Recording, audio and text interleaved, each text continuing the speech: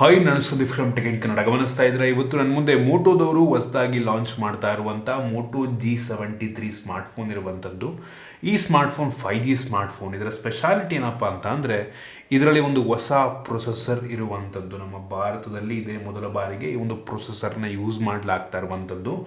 Dimensity 930 processor, ಒಂದು ಲೆವೆಲ್ಗೆ powerful ಆಗಿರುವಂಥ ಪ್ರೊಸೆಸರ್, ಮಿಡ್ ಎಂಡ್ ಪ್ರೊಸೆಸರ್ ಅಂತ ಬೇಕಾದರೂ ಅನ್ಬೋದು. ನಾನು ಈ ವಿಡಿಯೋ ಮಾಡೋ ಟೈಮಲ್ಲಿ ಈ ಫೋನ್ನ ಬೆಲೆ ಇನ್ನೂ ರಿವೀಲ್ ಆಗಿಲ್ಲ. ನಂಗೆ ಗೊತ್ತಿಲ್ಲ ಎಷ್ಟಕ್ಕೆ ಲಾಂಚ್ ಆಗುತ್ತೆ ಅಂತ. ನಾನು ಗೆಸ್ ಮಾಡ್ತಾ ಇದ್ದೀನಿ ಒಂದು 18,000 ರೇಂಜಲ್ಲಿ ಲಾಂಚ್ ಆಗಬಹುದು ಅಂತ. ಈ ಪ್ರೈಸ್ ರೇಂಜಲ್ಲಿ ಈ ಸ್ಮಾರ್ಟ್ಫೋನ್ನ ಪರ್ಚೇಸ್ ಮಾಡ್ಬೋದಾ, ಏನು ಚೆನ್ನಾಗಿದೆ ಏನು ಚೆನ್ನಾಗಿಲ್ಲ ಇದ್ರ ಬಗ್ಗೆ ಕಂಪ್ಲೀಟ್ ಮಾಹಿತಿನ ತಿಳಿಸ್ಕೊಡ್ತಾ ಇದ್ದೀನಿ. ಜೊತೆಗೆ ಅನ್ಬಾಕ್ಸಿಂಗನ್ನು ಕೂಡ ಮಾಡ್ತಾ ಇದ್ದೀನಿ. ಅದಕ್ಕಿಂತ ಮುಂಚೆ ನೀವು ನಮ್ಮ tech in Kannada YouTube subscribe ಮಾಡ್ಕೊಂಡಿಲ್ಲ ಅಂದರೆ ಈಗಲೇ ಸಬ್ಸ್ಕ್ರೈಬ್ ಮಾಡ್ಕೊಂಡು ಬೆಲ್ ಐಕನ್ ಕೂಡ ಕ್ಲಿಕ್ ಮಾಡ್ಬೋದು. ಓಕೆ, ಮೊದಲನೇದಾಗಿ ಈ ಸ್ಮಾರ್ಟ್ಫೋನನ್ನು ಅನ್ಬಾಕ್ಸ್ ಮಾಡೋಣ. ಗಮನಿಸ್ತಾ ಇದ್ರೆ ಈ ಫೋನ್ನ ಬಾಕ್ಸ್ ನಿಮಗೆ ಈ ರೀತಿ ನೋಡೋಕೆ ಸಿಗುತ್ತೆ. ಈ ಬಾಕ್ಸನ್ನು ಓಪನ್ ಮಾಡಿದ ತಕ್ಷಣ ಡೈರೆಕ್ಟ್ ಆಗಿ ನಮಗೆ ಈ ಸ್ಮಾರ್ಟ್ಫೋನ್ ನೋಡೋಕೆ ಸಿಗುತ್ತೆ. ಈ ಸ್ಮಾರ್ಟ್ಫೋನ್ಗೆ ಆಲ್ರೆಡಿ ಒಂದು ಟ್ರಾನ್ಸ್ಪರೆಂಟ್ ಬ್ಯಾಕ್ ಕವರ್ನ ಹಾಕಿದರೆ ಒಂದು ಒಳ್ಳೆಯ ಕ್ವಾಲಿಟಿಯ TPU ಕವರ್ ಇದಾಗಿದೆ. ಇದನ್ನು ಬಿಟ್ಟರೆ ಇದರ ಕೆಳಗಡೆ ಇನ್ನೊಂದು ಸಣ್ಣ ಬಾಕ್ಸ್ ಸಿಗ್ತಾ ಇದೆ. ಅದರಲ್ಲಿ ನಮಗೆ ಒಂದು user manual, quick start guide ಮತ್ತು ವಾರಂಟಿ ಕಾರ್ಡ್, ಮತ್ತೊಂದು ಸಿಮ್ ಎಜೆಕ್ಷನ್ ಪಿನ್ ಸಿಗ್ತಾ ಇದೆ. ಅದರ ಕೆಳಗಡೆ 30 ವ್ಯಾಟ್ನ ಒಂದು ಫಾಸ್ಟ್ ಚಾರ್ಜಿಂಗ್ ಅಡಾಪ್ಟರ್ ಕೊಟ್ಟಿದ್ದಾರೆ. ಈ ಒಂದು ಪ್ರೈಸ್ ರೇಂಜ್ಗೆ 30 ವ್ಯಾಟ್ ಅಂತ ಅಂದರೆ ಓಕೆ ಅನ್ಬೋದು, ಇಂಪ್ರೆಸಿವ್ ಅನ್ನಲ್ಲ, ಓಕೆ ಅನ್ಬೋದು. ಈ ಬೆಲೆಗೆ ಕೆಲವು ಫೋನ್ಗಳು 60-65 ವ್ಯಾಟ್ ಎಲ್ಲ ಕೊಡ್ತಾರೆ ಆಯಿತಾ. ಇನ್ನು ಕೊನೆಯದಾಗಿ USB Type-C to Type-C data cable ಕೊಟ್ಟಿದ್ದಾರೆ, ಚಾರ್ಜಿಂಗ್ ಕೇಬಲು. ಒಳ್ಳೆ ಕ್ವಾಲಿಟಿಯ ಕೇಬಲ್ ಇದಾಗಿದೆ ಆಯಿತಾ, ಸಖತ್ತಾಗಿದೆ. Type-C ಇಂದ Type-C ಕೊಟ್ಟಿರುವಂಥದ್ದು ಯುನೀಕ್ ಅನ್ನಿಸ್ತು. ಅದನ್ನು ಬಿಟ್ಟರೆ ಬೇರೇನೂ ಸಹ ನಮಗೆ ಒಂದು ಬಾಕ್ಸ್ ಒಳಗೆ ಸಿಗ್ತಾ ಇಲ್ಲ. ಇನ್ನು ಡೈರೆಕ್ಟಾಗಿ ಈ ಸ್ಮಾರ್ಟ್ಫೋನಿಗೆ ಬಂತು ಅಂತ ಅಂದರೆ ಈ ರೀತಿ ನೋಡೋಕೆ ಸಿಗುತ್ತೆ. ಒಂದು ಲೆವೆಲಿಗೆ ಪ್ರೀಮಿಯಂ ಲುಕ್ಕನ್ನು ಹೊಂದಿರುವಂಥ ಸ್ಮಾರ್ಟ್ಫೋನ್. ಒಂದು ಸ್ವಲ್ಪ ಲೈಟ್ ವೆಯ್ಟ್ ಇದೆ ಅಂತ ಕೂಡ ಅನ್ನಿಸ್ತಾ ಇದೆ ಆಯಿತಾ. ಕೇವಲ 181 ಗ್ರಾಮ್ ವೆಯ್ಟ್ ಇರುವಂಥದ್ದು, ಕೇವಲ 181 ಗ್ರಾಮ್. ಮತ್ತು ಒಂದು ಲೆವೆಲ್ಗೆ ತಿನ್ನಾಗಿದೆ. 8.3 mm ಥಿಕ್ನೆಸ್ಸನ್ನು ಹೊಂದಿರುವಂಥದ್ದು. ಫ್ರಂಟಲ್ಲಿ ನಿಮಗೆ ಒಂದು ಪಂಚೋಲ್ ಕ್ಯಾಮ್ರಾ ಇದೆ. ಈ ಪಂಚೋಲ್ ಅಷ್ಟೊಂದು ಸಣ್ಣದಾಗಿದೆ ಅಂತ ಅನ್ನಿಸ್ತಾರೆ, ಒಂದು ಸ್ವಲ್ಪ ದೊಡ್ಡ ಪಂಚೋಲ್ ಅಂತಲೇ ಅನ್ಬೋದು. ಫ್ರಂಟಲ್ಲಿ ಅವ್ರು ಯಾವುದೇ ಸ್ಕ್ರೀನ್ ಗಾರ್ಡನ್ನು ಹಾಕಿಲ್ಲ, ನಾವೇ ಸಪ್ರೇಟಾಗಿ ಹಾಕೊಬೇಕಾಗುತ್ತೆ. ಬೆಸಲ್ ಪರವಾಗಿಲ್ಲ, ಆ ಕಡೆ ಈ ಕಡೆ ಲೆಫ್ಟ್ ರೈಟಲ್ಲಿ ಬೆಸಲ್ ಕಡಿಮೆ ಇದೆ. ಟಾಪಲ್ಲಿ ಸ್ವಲ್ಪ ಇದೆ, ಸ್ವಲ್ಪ ಕಂಪ್ಯಾರಿಟಿವ್ಲಿ. ಬಾಟಮ್ ಸ್ವಲ್ಪ ಜಾಸ್ತಿನೇ ಇದೆ ಆಯಿತಾ. ಸೊ ಬೆಸಲ್ ಏನಂತ ಹೆವಿ ಕಡಿಮೆ ಅಂತ ಅನ್ನಲ್ಲ, ಈ ಬೆಲೆಗೆ ಓಕೆ ಅಂತ ಅನ್ನಬಹುದು. ಇನ್ನು ಈ ಫೋನ್ನ ಹಿಂದಕ್ಕೆ ಬಂತು ಅಂತ ಅಂದರೆ ಇದು ನೋಡೋದಕ್ಕೆ ಗ್ಲಾಸ್ ರೀತಿ ಕಂಡ್ರೂ ಸಹ plastic back, but heavy premium ಆಗಿ ಕಾಣುತ್ತೆ. ಈ ಫೋನ್ನ ಫ್ರಂಟಲ್ಲಿ ನಮಗೆ ಪಾಂಡಾ ಗ್ಲಾಸ್ ಹಾಕಿದರೆ, ಅಟ್ಲೀಸ್ಟ್ ಅದೇ ಗ್ಲಾಸನ್ನು ಹಿಂದ್ಗಡೆನೂ ಹಾಕಿದರೆ ತುಂಬ ಚೆನ್ನಾಗಿರ್ತಾಯಿತ್ತು, ಹೆವಿ ಪ್ರೀಮಿಯಮ್ ಆಗಿರ್ತಾ ಇತ್ತು. ಹಿಂದ್ಗಡೆ ಫುಲ್ ಕ್ಲೀನ್ ಡಿಸೈನ್ ಆಯ್ತಾ, ಹೆವಿ ಪ್ರೀಮಿಯಮ್ ಅನಿಸುತ್ತೆ. ತುಂಬ ಜಾಸ್ತಿ ದುಡ್ಡಿನ ಫೋನ್ ಅಂತ ಅನಿಸುತ್ತೆ ಹಿಂದ್ಗಡೆಯಿಂದ. ಹಿಂದ್ಗಡೆ 2 ಕ್ಯಾಮ್ರಾ ಸಿಗ್ತದೆ ಮತ್ತು ಸಿಂಗಲ್ LED ಫ್ಲ್ಯಾಶ್ ಇರುವಂಥದ್ದು. ಹಿಂದೆ ಯಾವುದೇ ಫಿಂಗರ್ ಪ್ರಿಂಟ್ ಸೆನ್ಸರ್ ನಮಗೆ ಸಿಗ್ತಾ ಇಲ್ಲ. ಸೊ ನಮಗೆ ಗೊತ್ತಾಗ್ತಿರುವಂಥದ್ದು ಈ ಫೋನಲ್ಲಿ side mounted finger print sensor ಇದೆ ಅಂತ. ಹಿಂದ್ಗಡೆಯಿಂದ ಲುಕ್ ಅಂತೂ ನಂಗೆ ತುಂಬ ಇಷ್ಟ ಆಯಿತು.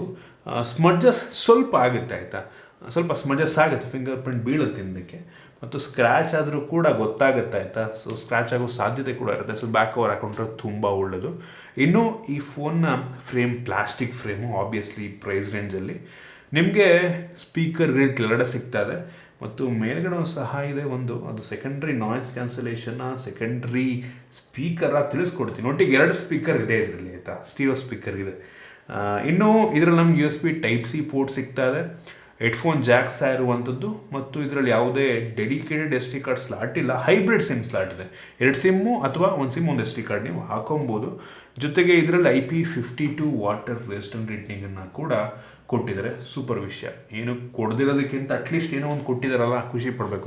ಸ್ವಲ್ಪ ನೀರಿಗೆ ಬಿದ್ದರೂ ಸಹ ಏನೂ ಆಗುವುದಿಲ್ಲ. IP52 ಡಿಸೈನ್ ಮತ್ತು ಬಿಲ್ಡ್ ಕ್ವಾಲಿಟಿ ಈ ಬೆಲೆಗೆ 18,000 ಅಂದ್ಕೊಂಡು ಜಡ್ಜ್ ಮಾಡ್ತಾ ಇದ್ದೀನಿ. ಪರವಾಗಿಲ್ಲ. ಗ್ಲಾಸ್ ಪ್ಯಾಕ್ ಕೊಟ್ಟಿದ್ರೆ ಬೆಂಕಿ ಇರ್ತಾ ಇತ್ತು, ಬಟ್ ಈ ಬೆಲೆಗೆ ಮೋಸ್ಟ್ ಆಫ್ ದ ಬ್ರ್ಯಾಂಡ್ಗಳು ಪ್ಲಾಸ್ಟಿಕ್ ಬ್ಯಾಗನ್ನೇ ಕೊಡ್ತಾರೆ. ಸೊ ಇವರು ಕೂಡ ಅದನ್ನೇ ಕೊಟ್ಟಿದ್ದಾರೆ. ಪಂಚೋಲ್ ಕ್ಯಾಮ್ರಾ ಇದೆ, ಒಂದು ಒಳ್ಳೆಯ ವಿಷಯ. ಬೆಸಲ್ ಏನೋ ಸ್ವಲ್ಪ ಕಡಿಮೆ ಮಾಡಿದರೆ ಇನ್ನೂ ತುಂಬ ಚೆನ್ನಾಗಿರ್ತಾ ಇತ್ತು. ಸೊ ಓವರಾಲ್ ಡಿಸೈನ್ ಮತ್ತು ಬಿಲ್ಡ್ ಕ್ವಾಲಿಟಿ ಪರವಾಗಿಲ್ಲ, ಚೆನ್ನಾಗಿದೆ ಅಂತ ಅಂತೀನಿ. ಈ ಬೆಲೆಗೆ ಜಡ್ಜ್ ಮಾಡ್ತಾ ಇದ್ದೀನಿ. ಇನ್ನು ಈ ಫೋನ್ನ ಡಿಸ್ಪ್ಲೇ ಬಗ್ಗೆ ಮಾತನಾಡಬೇಕಂತ ಅಂದರೆ ಇದರಲ್ಲಿ 6.5 ಇಂಚಿನ ಫುಲ್ HD ಪ್ಲಸ್ ರೆಸೊಲ್ಯೂಷನ್ನ ಹೊಂದಿರುವಂಥ IPS LCD ಡಿಸ್ಪ್ಲೇ ಇದೆ. ನೋಡೋದಕ್ಕೆ ಒಂದು ರೀತಿ ಅಮೋಲೆಡ್ ಡಿಸ್ಪ್ಲೇ ರೀತಿ ಕಾಣುತ್ತಾ ಇದೆ, ಬಟ್ ಸ್ಟಿಲ್ IPS ಡಿಸ್ಪ್ಲೇ, ತುಂಬ ಬ್ರೈಟ್ ಆಗಿದೆ. ಆದರೆ ಇದು HDR10 ಸಪೋರ್ಟ್ ಮಾಡುತ್ತೆ, 10+ ಅಲ್ಲ, HDR10. ಬಿಸಿಲು ಹೋದ್ರೂ ಕೂಡ ಒಂದು ಲೆವೆಲಿಗೆ ಬ್ರೈಟಾಗಿ ಕಾಣುತ್ತೆ. ವ್ಯೂಯಿಂಗ್ ಆ್ಯಂಗಲ್ ತುಂಬ ಚೆನ್ನಾಗಿರುವಂಥದ್ದು. ಇದರಲ್ಲಿ 120 ಹರ್ಟ್ಸ್ನ ರಿಫ್ರೆಶ್ ರೇಟ್ ಹೊಂದಿರುವಂಥ ಡಿಸ್ಪ್ಲೇ ಇದೆ.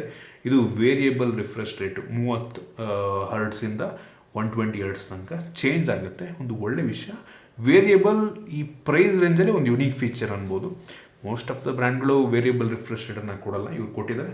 ಸೊ ಒಂದು ಒಳ್ಳೆ ವಿಷಯ. ಆದರೆ IPS ಡಿಸ್ಪ್ಲೇ AMOLED ಕೊಟ್ಟಿದ್ರೆ ಬೆಂಕಿ ಇರ್ತಿತ್ತು ನಂಗೆ ಅನ್ನಿಸ್ತಂಗೆ. ಇನ್ನು ವೇರಿಯಂಟ್ಗಳ ಬಗ್ಗೆ ಮಾತನಾಡಬೇಕಂತಂದರೆ, ಸದ್ಯಕ್ಕೆ ಈ ಒಂದು ಸ್ಮಾರ್ಟ್ಫೋನ್ ಒಂದೇ ಒಂದು ವೇರಿಯಂಟಲ್ಲಿ ಲಾಂಚ್ ಆಗ್ತದೆ. ಆಮೇಲೆ ಇನ್ನೊಂದು ಕಡಿಮೆ ವೇರಿಯಂಟ್ ಕೂಡ ಬರ್ಬೋದನ್ನೋ ಗೊತ್ತಿಲ್ಲ. ಸದ್ಯಕ್ಕೆ ಇದು 8 GB ರ್ಯಾಮ್ ಮತ್ತು 128 GB ಸ್ಟೋರೇಜು. ಸೊ ಒಂದು ವೇರಿಯಂಟ್ ಇದೆ, 6 GB ರ್ಯಾಮ್ನ ವೇರಿಯಂಟ್ ಕೂಡ ಬಂದರೂ ಬರ್ಬೋದು. ಇದರಲ್ಲಿರುವಂಥ ರ್ಯಾಮ್ ಬಂದ್ಬಿಟ್ಟು LPDDR4X ರ್ಯಾಮು. ಈ ಬೆಲೆಗೆ ಓಕೆ ಅಂತೀನಿ. DDR5 ಕೊಟ್ಟಿದ್ರೆ ಚೆನ್ನಾಗಿರ್ತಿತ್ತು, ಬಟ್ ಕೊಟ್ಟಿಲ್ಲ. ಈ ಬೆಲೆಗೆ ಕೆಲವೊಂದು ಬ್ರ್ಯಾಂಡ್ಗಳು DDR5ನ ಕೂಡ ಕೊಟ್ಟಿದ್ದಾವೆ, ಆಯಿತಾ. ಕೆಲವೊಂದು ಬ್ರ್ಯಾಂಡ್ಗಳು ಇವರು ಕೊಟ್ಟಿದ್ರೆ ಬೆಂಕಿ ಇರ್ತಾಯಿತ್ತು ನಂಗೆ ಅನ್ನಿಸ್ದಂಗೆ. ಇನ್ನು ಇದರಲ್ಲಿರುವಂಥ ಸ್ಟೋರೇಜ್ ಬಂದ್ಬಿಟ್ಟು EMCP ಸ್ಟೋರೇಜು. ಇದು UFS ಸ್ಟೋರೇಜ್ಗೆ ಈಕ್ವಲೆಂಟ್ ಅಂತ ಅನ್ಬೋದು, UFS 2.2 ಈಕ್ವಲೆಂಟ್ ಅಂತ ಅನ್ಬೋದು. EMCP ಸ್ಟೋರೇಜ್ ಇದೆ. ಸೊ ಓಕೆ ಅಂತೀನಿ. 3.1 ಎಲ್ಲ ಕೊಟ್ಟಿದ್ರೆ ತುಂಬ ಚೆನ್ನಾಗಿರ್ತಿತ್ತು ನಂಗೆ ಅನ್ನಿಸ್ದಂಗೆ, ಬಟ್ ಕೊಟ್ಟಿಲ್ಲ, ಆಯಿತಾ.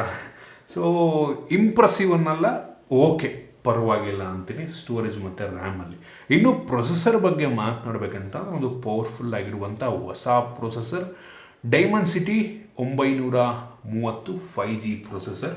ಹೆವಿ ಪವರ್ಫುಲ್ ಆಗಿರುವಂಥ ಪ್ರೊಸೆಸರ್. ನಂಗೆ ಅನ್ನಿಸ್ತಂಗೆ Dimensity 900, 920, 930ಕ್ಕಿಂತ ಮೇಜರ್ ಡಿಫ್ರೆನ್ಸ್ ಇಲ್ಲ, ಆಯಿತಾ. ಎಲ್ಲ ಬೆಂಚ್ ಮಾರ್ಕ್ ಆಲ್ಮೋಸ್ಟ್ ಸೇಮ್ ಕೊಡುತ್ತೆ. ಎಲ್ಲ ಆಲ್ಮೋಸ್ಟ್ ಸಿಮಿಲರ್ ಪರ್ಫಾರ್ಮೆನ್ಸನ್ನು ಹೊಂದಿರುವಂಥ, ಸ್ವಲ್ಪ ಕ್ಲಾಕ್ ಸ್ಪೀಡನ್ನು ಜಾಸ್ತಿ ಮಾಡಿರ್ತಾರೆ ಅಷ್ಟೇ, ಬೇರೆ ಇನ್ನೇನೂ ಅಲ್ಲ.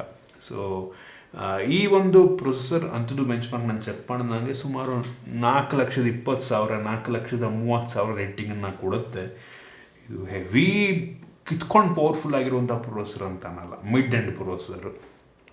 ಈ ಬೆಲೆಗೆ ಆಲ್ಮೋಸ್ಟ್ ನೀವು ಯಾವ ಫೋನ್ ತೊಗೊಂಡ್ರು ಕೂಡ ಮೆಜಾರಿಟಿ ಫೋನ್ಗಳು ಇದೇ ಒಂದು ಇಷ್ಟೇ ಪರ್ಫಾರ್ಮೆನ್ಸ್ ನೀಡುವಂಥ ಪ್ರೊಸೆಸರ್ನ ಹೊಂದಿರ್ತವೆ. ಈ ಪ್ರೊಸೆಸರ್ನಲ್ಲಿ ಆಲ್ಮೋಸ್ಟ್ ಯಾವ ಗೇಮನ್ನು ಬೇಕಾದರೂ ಒಂದು ಲೆವೆಲಿಗೆ ಹೈ ಸೆಟ್ಟಿಂಗಲ್ಲಿ ಆಡ್ಕೊಬೋದು. ಅಲ್ಟ್ರಾ ಹೈ ಅನ್ನಲ್ಲ, ಒಂದು ಲೆವೆಲಿಗೆ ಹೈ ಸೆಟ್ಟಿಂಗಲ್ಲಿ ಆಡ್ಕೊಬೋದು. ಡೇ ಟು ಡೇ ಟಾಸ್ಕ್ ಮಾಡೋದಕ್ಕೆ ತೊಂದರೆ ಆಗೋದಿಲ್ಲ, ಮತ್ತು ಆಲ್ಮೋಸ್ಟ್ ಎಲ್ಲ ಅಪ್ಲಿಕೇಶನ್ ಒಂದು ಲೆವೆಲಿಗೆ ಸ್ಮೂತಾಗಿ ರನ್ ಮಾಡ್ಬೋದು. ಸೊ ಒಂದು ಒಳ್ಳೆಯ ಮಿಡ್ ಎಂಡ್ ಪ್ರೊಸೆಸರ್ ಅಂತ ಅಂತೀನಿ. ಬಟ್ ಹೆವಿ ಜಾಸ್ತಿ ಎಕ್ಸ್ಪೆಕ್ಟೇಷನ್ ಕೂಡ ಇಟ್ಕೊಳ್ಳೋದಕ್ಕೆ ಹೋಗ್ಬೇಡಿ, ಫ್ಲ್ಯಾಗ್ಶಿಪ್ ಲೆವೆಲ್ನ ಎಕ್ಸ್ಪೆಕ್ಟೇಷನ್ ಇಟ್ಕೊಳ್ಳೋದಕ್ಕೆ ಹೋಗಬೇಡಿ. ಯಾಕೆಂದರೆ ಮಿಡ್ ಎಂಡ್ ಪ್ರೊಸೆಸರ್ ಆಬ್ವಿಯಸ್ಲಿ. ಇನ್ನು ಕ್ಯಾಮ್ರಾ ಬಗ್ಗೆ ಮಾತನಾಡಬೇಕಂತಂದರೆ, ಈ ಫೋನಲ್ಲಿ ರೇರಲ್ಲಿ ಬರೀ 2 ಕ್ಯಾಮ್ರಾ ಇದೆ. ಇತ್ತೀಚೆಗಂತೂ ಎಲ್ಲ ಬ್ರ್ಯಾಂಡ್ಗಳು 3-4 ಕ್ಯಾಮ್ರಾ ಎಲ್ಲ ಕೊಡ್ತಾರೆ, ಸುಮ್ಮನೆ ಮಾಡೋಕ್ಕೆ ಕೆಲಸ ಇಲ್ಲ. ಬಟ್ ಇವ್ರು ಕರೆಕ್ಟಾಗಿ 2 ಕ್ಯಾಮ್ರಾವನ್ನು ಕೊಟ್ಟಿದ್ದಾರೆ. ಅದರಲ್ಲಿ ಮೇಯ್ನ್ ಸೆನ್ಸಾರ್ ಬಂದ್ಬಿಟ್ಟು 50 ಮೆಗಾಪಿಕ್ಸೆಲ್ ಎಂದು f1.8 ಅಪರ್ಚರ್ನ ಹೊಂದಿರುವಂಥ ಸೆನ್ಸಾರ್. ಇದರಲ್ಲಿ ಯಾವುದೇ ಆಪ್ಟಿಕಲ್ ಇಮೇಜ್ ಸ್ಟೆಬಿಲೈಸೇಷನ್ ಇಲ್ಲ. ಕೊಟ್ಟಿದ್ರೆ ಚೆನ್ನಾಗಿರ್ತಾ ಇತ್ತು. ಇದು ತೆಗೆಯುವಂಥ ಫೋಟೋ ಚೆನ್ನಾಗಿದೆ, ಆಯಿತಾ. ಬೆಲೆಗೆ ತಕ್ಕ ರೀತಿಯಲ್ಲಿದೆ ಅಂತೀನಿ, ಚೆನ್ನಾಗಿದೆ ಒಂದು ಲೆವೆಲಿಗೆ. ಸೊ ಇಂಪ್ರೆಸಿವ್ ಅಂತ ಅನ್ನಲ್ಲ, ಬಟ್ ಪರವಾಗಿಲ್ಲ. ನಾನು ಚೆಕ್ ಮಾಡ್ದಂಗೆ, ಕಂಪೇರ್ ಮಾಡ್ದಂಗೆ ಒಂದು ಲೆವೆಲಿಗೆ ಒಳ್ಳೆ ಫೋಟೋ. ಡೇ ಲೈಟಲ್ಲಿ ಒಂದು ಒಳ್ಳೆ ಫೋಟೋವನ್ನು ತೆಗೆದು ನಾನು ಆ ಸ್ಯಾಂಪಲ್ಗಳನ್ನ ನಾನು ನಿಮಗೆ ತೋರಿಸ್ತಾ ಇದ್ದೀನಿ. ಲೋ ಲೈಟಲ್ಲೂ ಕೂಡ ಪರವಾಗಿಲ್ಲ ಅಂತೀನಿ, ಪರವಾಗಿಲ್ಲ ಒಂದು ಲೆವೆಲಿಗೆ. ಇವ್ರದ್ದು ಕ್ಯಾಮ್ರಾ UI ಒಂಥರ ಡಿಫ್ರೆಂಟ್ ಆಗಿದೆ, ಆಯಿತಾ. ಕೆಲವು ಜನಕ್ಕೆ ಅದು ಯೂಸ್ ಮಾಡೋದೇ ಕನ್ಫ್ಯೂಷನ್ ಅಂತ ಅನ್ಸ್ಬೋದು. ಇದು ಹೆವಿ ಯೂಸರ್ ಫ್ರೆಂಡ್ಲಿ ಅನ್ನಲ್ಲ, ಸುಮಾರಾಗಿದೆ. ಇದನ್ನು ಬಿಟ್ಟರೆ ಇನ್ನೊಂದು ಸೆನ್ಸರ್ ಇದೆ 8 ಮೆಗಾಪಿಕ್ಸೆಲ್ ಎಂದು ಅಲ್ಟ್ರಾ ವೈಡ್ ಆ್ಯಂಗಲ್ ಲೆನ್ಸು.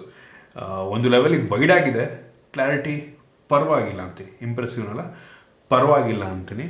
ಮತ್ತು ಈ ವೈಡ್ ಆ್ಯಂಗಲ್ ಲೆನ್ಸ್ ಏನಿದೆ 8 ಮೆಗಾಪಿಕ್ಸೆಲ್ ಎಂಬುದು ಆಟೋ ಮ್ಯಾಕ್ರೋ ಲೆನ್ಸ್ ರೀತಿಯಲ್ಲೂ ಕೂಡ ಕೆಲಸವನ್ನು ಮಾಡುತ್ತೆ, ಮ್ಯಾಕ್ರೋ ಲೆನ್ಸ್ ರೀತಿ ಕೆಲಸವನ್ನು ಮಾಡುತ್ತೆ.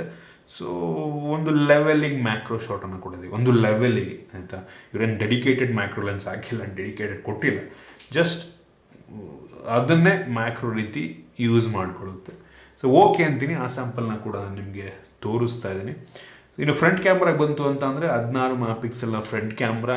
ಇದರ ಕ್ಲಾರಿಟಿ ಕೂಡ ಓಕೆ ಅಂತೀನಿ, ನನಗೇನು ಅಷ್ಟೊಂದು ಇಂಪ್ರೆಸಿವ್ ಅಂತ ಅನ್ನಿಸ್ಲಿಲ್ಲ. ಸುಮಾರಾಗಿದೆ, ಆಯಿತಾ, ಸುಮಾರಾಗಿದೆ. ಇದಕ್ಕಿಂತ ಚೆನ್ನಾಗಿರೋದು ನೋಡಿದ್ದೀನಿ ಈ ಬೆಲೆಗೇ. ಇದಕ್ಕಿಂತ ಚೆನ್ನಾಗಿರುವಂಥ ಫೋಟೋ ತೆಗೆಯುವಂಥ ಫ್ರಂಟ್ ಕ್ಯಾಮ್ರಾ ನೋಡಿದ್ದೀನಿ. ಸೊ ಫ್ರಂಟ್ ಕ್ಯಾಮ್ರಾ ಓಕೆ ಅಂತೀನಿ, ಅಂತ ಇಂಪ್ರೆಸಿವ್ ಅಂತ ಅನ್ನೋದಿಲ್ಲ. ಫ್ರಂಟು ಮತ್ತು ಬ್ಯಾಕ್ ಎರಡೂ ಕೂಡ ಫುಲ್ ಎಚ್ ಡಿಯಲ್ಲಿ ವಿಡಿಯೋ ರೆಕಾರ್ಡ್ ಮಾಡುತ್ತೆ. 4K ಆಪ್ಷನ್ ಇಲ್ಲ, ಫುಲ್ ಎಚ್ ಡಿಯಲ್ಲಿ ವಿಡಿಯೋ ರೆಕಾರ್ಡ್ ಮಾಡುತ್ತೆ 60 ಫ್ರೇಮ್ಸ್ ಪರ್ ಸೆಕೆಂಡ್ನಲ್ಲಿ. ಸೊ ಈ ಒಂದು ಕ್ಯಾಮ್ರಾದಲ್ಲಿ ಅವ್ರು ಹೇಳೋ ಪ್ರಕಾರ ಫ್ಲ್ಯಾಗ್ಶಿಪ್ ಲೆವೆಲ್ನ ಸೆನ್ಸಾರ್ ಹಾಕಿದ್ದಾರೆ ಅಂತ ಇದೆ. ದೊಡ್ಡ ಸೆನ್ಸಾರ್ ಹಾಕಿದ್ದಾರೆ ಅಷ್ಟೇ ಆಯಿತಾ. ಸೆನ್ಸಾರ್ ಇದೆ ಅಂದ ತಕ್ಷಣ ಕ್ಲಾರಿಟಿ ಚೆನ್ನಾಗಿರಬೇಕು ಅಂತಲ್ಲ, ಆಪ್ಟಿಮೈಸ್ ಕೂಡ ತುಂಬ ಚೆನ್ನಾಗಿ ಮಾಡಿರಬೇಕು ಅವರು. ಬಟ್ ನನಗೆ ಓಕೆ ಅನ್ನಿಸ್ತು ಈ ಬೆಲೆಗೆ. ಓಕೆ, ಹೆವಿ ಇಂಪ್ರೆಸಿವ್ ಅನ್ನಲ್ಲ, ಓಕೆ ಅನ್ನಿಸ್ತು. ಇದಕ್ಕಿಂತ ಚೆನ್ನಾಗಿರುವಂಥ ಕ್ಯಾಮ್ರಾ ಹೊಂದಿರುವಂಥ ಫೋನ್ಗಳು ಸಿಗ್ತವೆ ಅಂತ ನನ್ನ ಒಂದು ಅಭಿಪ್ರಾಯ. ಇನ್ನು ಈ ಫೋನ್ನ ಸೆಕ್ಯೂರಿಟಿ ಬಗ್ಗೆ ಮಾತನಾಡಬೇಕಂತ ಅಂದರೆ ಇದರಲ್ಲಿ side mounted finger print sensor ತೋರಿಸ್ತೀನಿ ನಾನು ನಿಮಗೆ. ನೋಡ್ತಾ ಇದ್ದೀರಾ, ತುಂಬ ಫಾಸ್ಟ್ ಆಗಿದೆ. ಇಲ್ಲಿ ಕೂಡ ಡಿಲೇ ಇದೆ ಅಂತ ಅನಿಸಿಲ್ಲ ನನಗೆ, ಫಾಸ್ಟಾಗಿ ಓಪನ್ ಮಾಡುತ್ತೆ. ಇನ್ನು ಫೇಸ್ ಅನ್ಲಾಕ್ ಕೂಡ ಇದೆ. ಓಕೆ, ಅನ್ಲಾಕ್ ಆಯ್ತು. ಆ್ಯಕ್ಚುಲಿ ಆಟೋ ಅನ್ಲಾಕ್ ಆನ್ ಮಾಡಿದೆ ನಾನು. ನೋಡ್ತಾ ಇದ್ದೀರಾ, ತುಂಬ ಫಾಸ್ಟಾಗಿ ಅನ್ಲಾಕ್ ಮಾಡ್ತಾ ಇದೆ. ನೈಸ್, ತುಂಬ ಫಾಸ್ಟಾಗಿ ಪಟ್ಪಟನ್ನು ಅನ್ಲಾಕ್ ಮಾಡ್ತಾ ಇದೆ. ಸೊ ಫೇಸ್ ಅನ್ಲಾಕ್ ಫಾಸ್ಟ್ ಆಗಿದೆ ಆಯಿತಾ. ಇನ್ನು ಬ್ಯಾಟ್ರಿ ಬಗ್ಗೆ ಮಾತನಾಡಬೇಕಂತಂದರೆ ಈ ಫೋನಲ್ಲಿ 5000 mAh ಕೆಪಾಸಿಟಿಯ ಬ್ಯಾಟ್ರಿ ಇದೆ. ಒಂದು ಒಳ್ಳೆಯ ವಿಷಯ. ತುಂಬ ತಿನ್ನಾಗಿ ಲೈಟ್ ವೇಟ್ ಆಗಿದ್ರೂ ಕೂಡ ಬ್ಯಾಟ್ರಿಯಲ್ಲಿ ಕಾಂಪ್ರಮೈಸ್ ಮಾಡಿಲ್ಲ ಅವರು. 5000 mAh ಕೆಪಾಸಿಟಿ ಬ್ಯಾಟ್ರಿ ಇದೆ ಮತ್ತು ಬಾಕ್ಸ್ ಒಳಗೆ 30 ವ್ಯಾಟ್ನ ಚಾರ್ಜರ್ ಕೊಟ್ಟಿದ್ದಾರೆ. 30 ವ್ಯಾಟ್ ಅಂತ ಅಂದರೆ ಪರವಾಗಿಲ್ಲ ಅಂತೀನಿ. ಇನ್ನು ಈ ಫೋನ್ನ OS ಬಗ್ಗೆ ಮಾತನಾಡಬೇಕಂತ ಅಂದರೆ ಇದರಲ್ಲಿ Android 13 ಬೇಸ್ ಮೇಲೆ ರನ್ ಆಗ್ತಿರುವಂಥ ಸ್ಟಾಕ್ ಆ್ಯಂಡ್ರಾಯ್ಡ್ ಎಕ್ಸ್ಪೀರಿಯನ್ಸ್ ನಿಮಗೆ ಈ ಒಂದು ಫೋನಲ್ಲಿ ಸಿಗುತ್ತೆ. ಅಷ್ಟೊಂದು ಬೇಡದಿರುವಂಥ ಅಪ್ಲಿಕೇಶನ್ ಇಲ್ಲ. ಅವ್ರದ್ದೇ ಮೋಟೋದವ್ರದ್ದೇ ಕೆಲವೊಂದು ಮೋಟೋ ಸೆಕ್ಯೂರ್ ಅದು ಇದು ಅಂತ ಎಲ್ಲ ಕೆಲವೊಂದು ಐಕಾನ್ಸ್ಗಳು ನಿಮಗೆ ಸಿಗುತ್ತೆ. ಮೋಟೋದಲ್ಲಿ ಕೆಲವು ಜನಕ್ಕೆ ಒಂದು ಕಂಪ್ಲೇಂಟ್ ಇರುತ್ತೆ, ಏನಪ್ಪ ಅಂತ ಅಂದರೆ ಇದರಲ್ಲಿ ಗ್ಯಾಲರಿ ಅಪ್ಲಿಕೇಶನ್ ಇರಲ್ಲ, ಗೂಗಲ್ ಫೋಟೋಸ್ನ ಯೂಸ್ ಮಾಡಬೇಕು ಅಂತ. ಏನಕ್ಕೆ ಅಂದರೆ ಇದು ಹೌದು ಸ್ಟಾಕ್ ಆ್ಯಂಡ್ರಾಯ್ಡ್ ಎಕ್ಸ್ಪೀರಿಯನ್ಸನ್ನು ನೀಡೋದ್ರಿಂದ ನಿಮಗೆ ಅವ್ರದ್ದು ಥರ್ಡ್ ಪಾರ್ಟಿ ಅಂದರೆ ಮೋಟೋದವ್ರದ್ದು ಯಾವುದು ಗ್ಯಾಲರಿ ಅಪ್ಲಿಕೇಶನ್ ಅವ್ರು ಹಾಕಲ್ಲ. ಸೊ ಫುಲ್ ಕಂಪ್ಲೀಟ್ ಒಂದು ಲೆವೆಲಿಗೆ ನಿಮಗೆ ಸ್ಟಾಕ್ ಆ್ಯಂಡ್ರಾಯ್ಡ್ ಎಕ್ಸ್ಪೀರಿಯನ್ಸ್ ಸಿಗುತ್ತೆ. ಮತ್ತು ಮೋಟೋದವರು ಕನ್ಫರ್ಮ್ ಮಾಡಿರೋ ಪ್ರಕಾರ ಅಶ್ಯೂರ್ಡ್ ಆ್ಯಂಡ್ರಾಯ್ಡ್ 14 ಅಪ್ಡೇಟ್ ಸಿಗುತ್ತೆ ಅಂತ ಆಯಿತಾ. ಮತ್ತು 3 ವರ್ಷಗಳ ಸೆಕ್ಯೂರಿಟಿ ಪ್ಯಾಚಸನ್ನು ಕೂಡ ಕೊಡ್ತಾರೆ. ಸೊ 100% ಈ ಫೋನ್ಗೆ ಆ್ಯಂಡ್ರಾಯ್ಡ್ 14 ಅಪ್ಡೇಟ್ ಸಿಕ್ಕೇ ಸಿಗುತ್ತೆ. ಒಂದು ಒಳ್ಳೆಯ ವಿಷಯ ಅಂತ ಅನ್ಬೋದು. ಮತ್ತು ಇದರಲ್ಲಿ ಸೆಕ್ಯೂರ್ ಫೋಲ್ಡರ್, ಕೆಲವೊಂದು ಸೆಕ್ಯೂರಿಟಿ ಫೀಚರ್ ಎಲ್ಲ ಇದೆ. ಸೆಕ್ಯೂರ್ ಫೋಲ್ಡರ್ ಅಂತ ಇರುತ್ತೆ, ಸ್ಯಾಮ್ಸಂಗಲ್ಲೂ ಕೂಡ ಇದೆ ಅದೇ ಫೀಚರು. ಸೊ ಒಂದು ಸಪ್ರೇಟ್ ಒಂದು ರೀತಿ ಕ್ಲೋನ್ ಮಾಡ್ಕೊಂಡು ಸೆಕ್ಯೂರ್ ಫೋಲ್ಡರ್ ಒಳಗೆ ಹೋಗ್ಬಿಟ್ಟು ಅದ್ರ ಒಳಗಡೆ ನೀವು ಕೆಲವೊಂದು ಪ್ರೈವೇಟ್ ಫೋಟೋಸನ್ನು ಆಗಿರ್ಬೋದು ಅಥವಾ ಕ್ಲೋನ್ ಅಪ್ಲಿಕೇಶನ್ಗಳು ವಾಟ್ಸಪ್ಪನ್ನು ಆ ಸೆಕ್ಯೂರ್ ಫೋಲ್ಡರ್ ಒಳಗಡೆ ಇನ್ನೊಂದು ವಾಟ್ಸಪ್ ಅಕೌಂಟ್ ಕ್ರಿಯೇಟ್ ಮಾಡೋ ರೀತಿ, ಮತ್ತು ಈ ಸ್ಕ್ರ್ಯಾಂಬಲ್ ಮಾಡೋದು ಅನ್ಲಾಕ್ ಮಾಡಬೇಕಾದ್ರೆ ನೀವು ಪಾಸ್ವರ್ಡ್ ಟೈಪ್ ಮಾಡ್ತಿರಲ್ಲ, ಸ್ಕ್ರ್ಯಾಂಬಲ್ ಮಾಡೋ ಒಂದು ಆಪ್ಷನ್ ಆಗಿರ್ಬೋದು. ಈ ರೀತಿ ಅನೇಕ ಸೆಕ್ಯೂರಿಟಿ ಫೀಚರ್ಸನ್ನು ಇವರು ಕೊಟ್ಟಿದ್ದಾರೆ. ಏನೋ ನೆಟ್ವರ್ಕ್ ಪ್ರೊಟೆಕ್ಷನ್ನ ಕೂಡ ಏನೋ ಕೊಟ್ಟಿದ್ದಾರಂತೆ. ಸೊ ಡಿಫ್ರೆಂಟ್ ಸೆಕ್ಯೂರಿಟಿ ಆಪ್ಷನ್ ಎಲ್ಲ ಇವರು ಈ ಒಂದು ಫೋನಲ್ಲಿ ಆ್ಯಡ್ ಮಾಡಿದ್ದಾರೆ. ಪರವಾಗಿಲ್ಲ ಆಯಿತಾ. ಅದಕ್ಕೋಸ್ಕರ ಈ ಫೋನ್ನ ತೊಗೊಬೇಕು ಅಂತ ಅನ್ನಲ್ಲ, ಬಟ್ ಸ್ಟಿಲ್ ಒಂದು ಒಳ್ಳೊಳ್ಳೆ ಫೀಚರ್ಸ್ಗಳು ಈ ಒಂದು OSನಲ್ಲಿ ಇದೆ ಒಟ್ಟಿಗೆ. ಇನ್ನು ಕನೆಕ್ಟಿವಿಟಿ ಬಗ್ಗೆ ಮಾತನಾಡಬೇಕಂತ ಅಂದರೆ ಈ ಫೋನಲ್ಲಿ ಡ್ಯುಯಲ್ ಬ್ಯಾಂಡ್ ವೈಫೈ ಸಪೋರ್ಟ್ ಇರುವಂಥದ್ದು. ವೈಫೈ 6 ಇಲ್ಲ ಒಟ್ಟಿಗೆ. ಇದರಲ್ಲಿ ಬ್ಲೂಟೂತ್ 5.3 ಕೊಟ್ಟಿದ್ದಾರೆ. ಒಂದು ಒಳ್ಳೆಯ ವಿಷಯ. ನಿಮಗೆ ಕ್ಯಾರಿಯರ್ ಅಗ್ರಿಗೇಷನ್ ಕೂಡ ಸಿಗ್ತಾರೆ ಮತ್ತು ಆಲ್ಮೋಸ್ಟ್ ಎಲ್ಲ 5G ಬ್ಯಾಂಡ್ಸನ್ನು ಸಪೋರ್ಟ್ ಮಾಡುತ್ತೆ. ಇವರು ಬೋತ್ ಜಿಯೋ ಮತ್ತು ಏರ್ಟೆಲ್ ಎರಡರಲ್ಲೂ ಕೂಡ ಟೆಸ್ಟ್ ಮಾಡಿದಾರಂತೆ. ಸೊ ನಿಮಗೆ ಬ್ಯಾಂಡ್ಸ್ಗಳಲ್ಲಿ ಯಾವುದೇ ತೊಂದರೆ ಆಗೋದಿಲ್ಲ. ಸೊ ಸಿಕ್ಕೇ ಸಿಗುತ್ತೆ. ಮತ್ತು ಇದರಲ್ಲಿ NFC ಕೂಡ ಇರುವಂಥದ್ದು ಒಂದು ಒಳ್ಳೆಯ ವಿಷಯ. ಇನ್ನು ಸ್ಪೀಕರ್ ಬಗ್ಗೆ ಮಾತನಾಡಬೇಕಂತ ಅಂದರೆ ಸ್ಟೀರಿಯೋ ಸ್ಪೀಕರ್, 2 ಸ್ಪೀಕರ್ ಇದೆ. ಬಾಟಮ್ ಫೈರಿಂಗ್, ಇನ್ನೊಂದು ಮೇಲ್ಗಡೆ ಇಯರ್ ಪೀಸ್ ಹತ್ರ. ಇಲ್ಲಿ ಎರಡನೇ ಸ್ಪೀಕರ್ ಇದು ಕೆಲಸವನ್ನು ಮಾಡುತ್ತೆ. ಇದು ಡಾಲ್ಬಿ ಅಟ್ಮೋಸನ್ನು ಕೂಡ ಸಪೋರ್ಟ್ ಮಾಡುತ್ತೆ. ಸೂಪರ್ ವಿಷಯ ಅಂತ ಹೇಳೋದಕ್ಕೆ ಇಷ್ಟಪಡ್ತೀನಿ ಆಯಿತಾ. ಸೊ ಡಾಲ್ಬಿ ಅಟ್ಮೋಸ್ ಸಪೋರ್ಟ್ ಆಗುತ್ತೆ. ಒಂದು ಒಳ್ಳೆ ಸೌಂಡು, ಕ್ರಿಸ್ಪ್ ಆಗಿದೆ, ಕ್ಲಿಯರ್ ಆಗಿದೆ, ಜೋರಾಗಿ ಕೂಡ ಕೇಳುತ್ತೆ.